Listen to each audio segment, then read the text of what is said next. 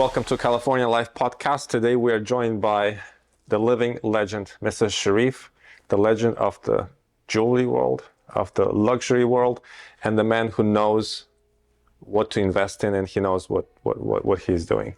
Sir, thank you so much for joining us today. Of course. Thank you for being here, and we'll have a great conversation today, I hope. We will, definitely. There's no maybe. Yes. Especially with you. Yes. I would love to have actually a documentary on you because of how many things you've done for the community. Your amazing life story. We'll begin slowly with a few interviews and podcast episodes. Let's begin with your pre-story. Why you decided to become a jeweler? What attracted you to this profession? Well, we fortunate. I born in the family, the old jewelers. I am a third generation. Mm-hmm. My grandfather, a jeweler. My dad, a jeweler. And when I have the chance, and we came to the United States to do my high education, I really want to follow the steps of my father and grandfather. And now we're very fortunate again. My kids is following the following us in the same business. They'll be the fourth generation. Ali and Nas and Mo and Sammy, they're all jewelers. They all went to school. They did their high education, and they did the gemology. Right. So they're all gemologists. Right. And that will help us in the business. Great time. Right. One thing that Ali mentioned to me in one of our previous episodes, that you are an engineer jeweler, and they didn't do the same course as you've done. You can actually produce a piece of jewelry. How is it different from your perspective, and why you decided your kids not to be jeweler engineer, but I really want them to be, in the finance, in management, in marketing, more than the actual, work. And now things are changing. Now we have the CAD/CAM design, all the computer digitals, and it's a lot easier now. When we create a beautiful jewelry piece, we don't have to go back to the bench and cut the wax and do all the old-fashioned way. Mm-hmm. Now everything done by computers, right? Done by digital, and the 3D printers. So it's a whole different, right? And I want them to get a lot more in management, in marketing. And they're doing a great job. Well, absolutely. I could tell, but all the things that I'm following in the media and marketing world that your team is doing, to me, these things that you described, the old school way, they keep more story in it. They're more precious versus you're designing in a computer, you're having a 3D model printed on a 3D printer, and boom, done. Yes. It is easier. It makes the production cycle easier, maybe makes it less costly. But that, to me, as a person who knows nothing about, what's behind yes, it keeps the value. How is it for you? I really, myself, I'm thankful that I really did it, and I know how it's done, and I appreciate it. And in the way, the kids will know what it is. I always, mention to them, they watch the jewelers, the master jewelers, how things done. So I don't want them to sit behind the bench and do the handwork, mm-hmm. because we have really a special designer and a special jewelers and master jewelers who do the work. Right. But they do the marketing, the management, right. And they do a lot better job in that way. Right. Well, that's absolutely, I'm not challenging that question. I'm just asking your opinion, whether you personally like the old way better or the new way better. I really, tell you the truth, I like the new way better, mm-hmm. because more efficient, more faster. At the end of the way, the jewelry piece will be beautiful.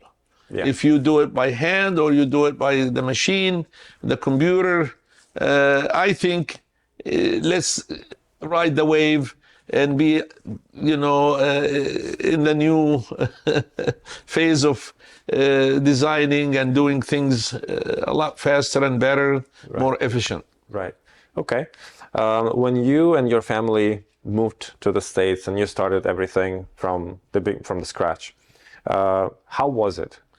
And maybe you could share some challenges. Well, it was to me because it's in me and I love to do it. It was difficult in the beginning, of course. I was going to school, doing my engineering, and at the same time, I have a setup in my garage. And I went out and I had a chance to meet a lot of the jewelers in town, and I did some work for them. And just till I graduated from the university, I went ahead and I opened a business, opened my store. And at the same time, it's not as easy to establish and start a business. But with times, I really love what I did, and it takes time, but I enjoyed it. And thank God we are here now. And you have beautiful stores, and this setup, we felt like we're in a museum. Well, thank you, thank you. Beautiful selection. If someone, I asked Ali this question our last episode, if someone would want to open a store, a smaller, obviously from scratch, in the same business, is it more challenging than it was when you started right now? Yes, it is. And believe it or not, we had a chance to discuss this with the kids. I am a believer in the mom and pop, store and business, but they are a believer in a mega store, a bigger, one big store, and you could do everything in one-stop shop. And I think they won. Now we're doing a bigger store, more services, and of course now with sales on the internet, it makes it a lot easier. You don't have to have multi-small stores. Right. You could do one large stores and it'll do all the services. Right. So I am a fan now of bigger store. Well, that was probably Ali's easy persuasion. Another thing which I wanted to discuss with you, you have really great kids. And I've met people with wealth, like yourself, and some of them have their kids failed in life a little bit because of different reasons, drugs, and you kept your family really, really well. How? Well, we thank God and we are blessed. I planted the seeds when they're young and they're growing. Like I grew up in a business when I was growing up. My dad, he opens the doors and he encouraging us to be there with him. And I watch him, helping the customers and building the business. So when I did almost the same. I did what we call when they're around me, I reward them for the good things they do, and encourage them. So it's really encouragement, rewarding, and that's what it is. It's just you keep, you don't want to use force. You don't want to say, hey, you do this or that. You let them decide, but you planted the seeds. And when they grew up, we blessed that they're all in the business. Yeah, they're all in the business, very active, very responsive on the messages and phone calls. That's right. Especially Ali. Yeah. I think he's the best with responding. That's right. If we could use, because your kids are of my age, give it a take, what would your advice be for younger parents who would watch our show to help their kids grow in a healthy way like you did for yours right now? It's different time, different era, wealth, elements of wealth are perceived differently. Social media impact is a little crazy. Yes. What pieces of advice you could give to these parents in order to keep their family and kids healthy? You know what?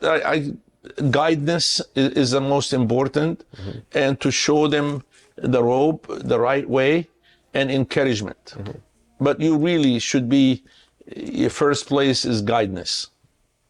if you guide them right, you know, that's what happened. Right. And you watch him to grow and encourage him. Right. Right. Well, Mr. Ali, I know your time is a lot more precious than gold. Thank you so much for your time. I'm hoping that we'll have more and more episodes with you. And God bless you. Thank you for all the work. Thank you. It's always a pleasure. Thank you. Thank you for all the work you do for the communities, for the whole state. Of course, we'll always be there. You always are. Thank you. You always are. Thank you, sir.